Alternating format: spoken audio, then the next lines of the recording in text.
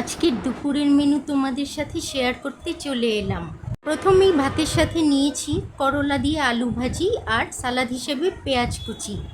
করলাটা একটু তিতা তিতা ছিল, কিন্তু আমার কাছে এই তিতা করলাই না অনেক ভালো লাগে। আর ভাজি থেকে বেছে বেছে এই যে মরিচগুলো নিয়েছি আমি ঝাল ঝাল করে খাওয়ার জন্য।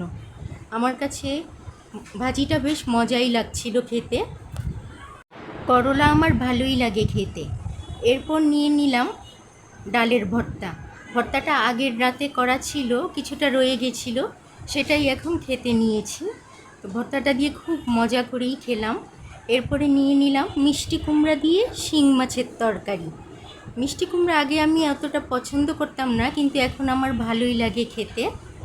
সবচেয়ে বেশি ভালো লাগে চিংড়ি মাছ দিয়ে। এই ছিল আমার আজকের দুপুরের খাবার। তোমরা সবাই ভালো থেকো। আল্লাহ হাফেজ।